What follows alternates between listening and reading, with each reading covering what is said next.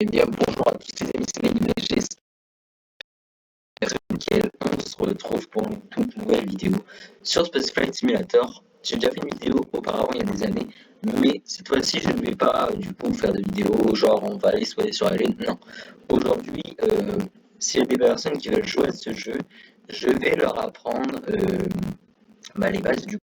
Alors ce sera plusieurs vidéos forcément, mais voilà, vous apprendrez les bases avec cette chaîne au fur et à mesure du temps. Voilà, voilà. Donc aujourd'hui, nous allons apprendre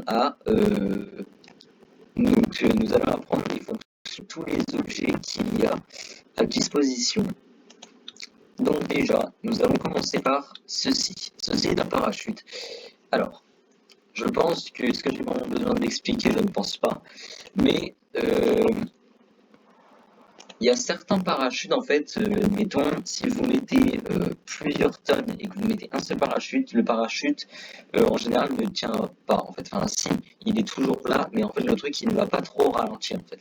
Donc, le mieux, des fois, c'est que plus vous mettez de poids à faire descendre, plus il faut mettre de parachute. Après, si vous avez juste une capsule avec un parachute, c'est carré, vous n'avez pas besoin de faire tout ça. Donc, voilà.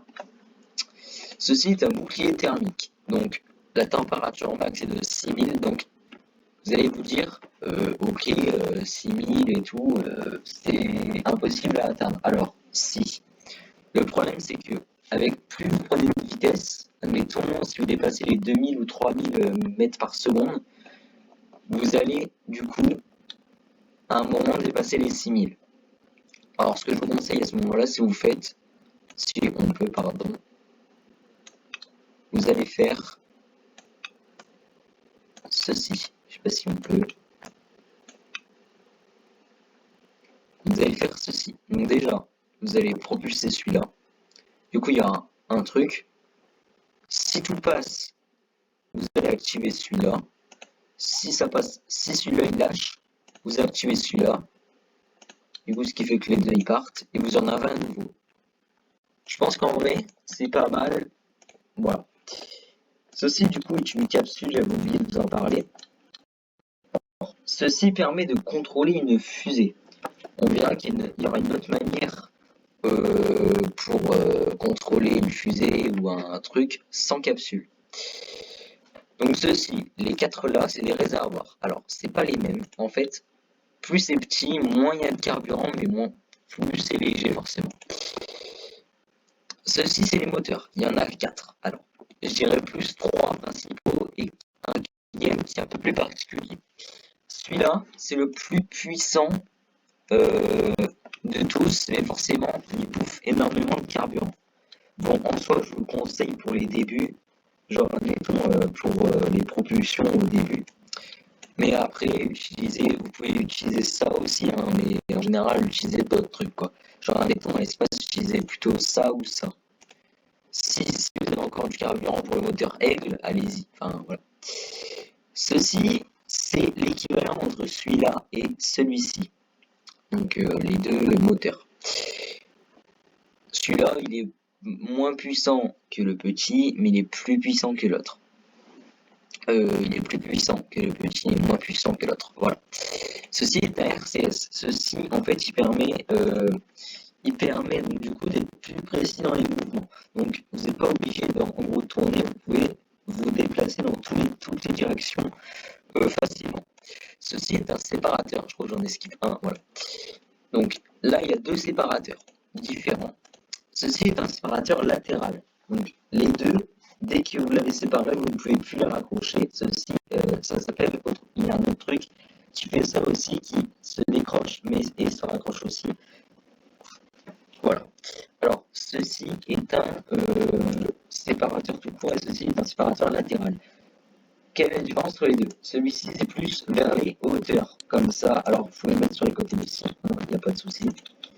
Mais, par contre, le problème là-dessus, c'est que vous pouvez que c'est que pour les gros, admettons voilà, les, les réservoirs ou les étages. Ceci, c'est pour accompagner plusieurs étages en même temps. Donc, admettons, vous mettez celui-là et vous mettez, imaginons qu'il y a d'autres réservoirs de carburant.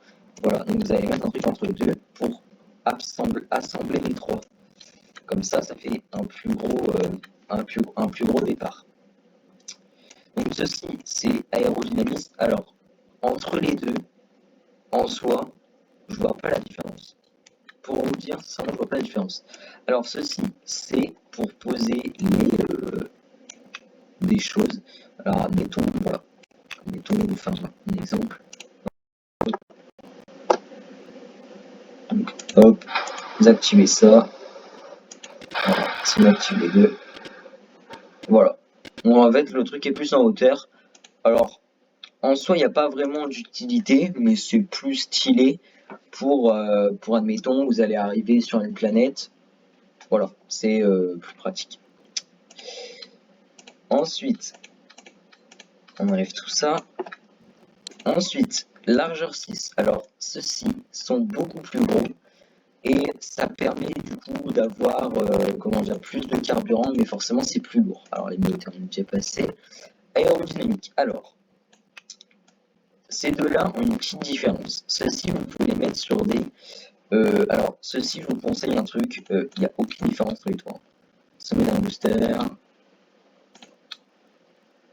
Voilà. En soi, il n'y a aucune différence entre les trois. C'est plus un peu plus pour le style, mais bon, voilà. Je reviens en parachute, pardon. Donc ceci, c'est plus pour placer au-dessus d'un... alors, soit sur une surface plate. Ça, c'est plus pour les surfaces, comment dire, verticales, et ça, c'est plus horizontal. Alors, en soi, vous pouvez faire l'inverse. Admettons, celui-là, vous le prenez, hop, vous le tournez. Voilà. Vous avez un truc comme ça. Mais en soi, voilà. Alors, est-ce qu'il y a une différence? Non. Voilà. Vraiment une différence. Alors, les coiffes. Ça, c'est pour... comment dire? Pour créer... par exemple, plus tard, on va apprendre à faire des... on va apprendre à faire des satellites, des gros satellites même, pour nous aider, par exemple, pour des recherches. Alors, en soi, ça sert à rien, hein, je vais pas vous mentir, les satellites servent complètement à rien dans le jeu, mais en tout cas, ça permet de faire des trucs assez stylés. Alors, les structures, ceci c'est pour vraiment... Alors, c'est vraiment solide. Donc, pour vous dire un truc, si vous mettez un bouclier thermique, vous atterrissez, c'est ça qui atterrit sur le sol, vous sauvez une grande partie de vos structures. Donc, admettons, vous faites cracher une fusée, vous mettez un bouclier thermique juste en dessous, là, et vous mettez une capsule. Clac, vous enlevez le bouclier thermique, vous tombez, clac, ça pète, mais le reste, non. Alors, voilà, ça c'est le port d'amarrage. Alors ça du coup on a déjà vu, ça et ça. Alors ceci c'est comme un séparateur mais qui va dans les deux sens. Lui, en fait, vous pouvez avec deux choses comme ça, voilà. Ça veut dire qu'ils sont assemblés. Voilà. Et vous, si vous appuyez dessus ou vous faites une manip que j'expliquerai dans une prochaine vidéo, ils peuvent se séparer ou se coller. Donc voilà, c'est vraiment pratique comme truc pour amarrer dans l'espace ou dans le vrai truc. Donc admettons, vous êtes sur une planète, vous envoyez un truc pour recharger, voilà, c'est bon. Alors, ceci, c'est forcément la capsule, mais que vous n'avez pas d'humain dedans en fait. Voilà, vous pouvez contrôler une fusée sans capsule et les envoyer dans l'espace facilement. Ceci est une roue. Est-ce que j'ai vraiment besoin d'expliquer? Je ne pense pas. Ceci est un panneau solaire. Alors, pour l'instant, c'est plus pour déco, je crois. Alors, il génère de l'électricité en soi, c'est vrai, mais c'est pas vraiment utile. Voilà. Bah, j'espère que cette vidéo vous aura plu. Alors, c'est qu'un début. La prochaine vidéo, je parlerai d'autres choses. Et puis voilà. Donc, je vous laisse. À la prochaine.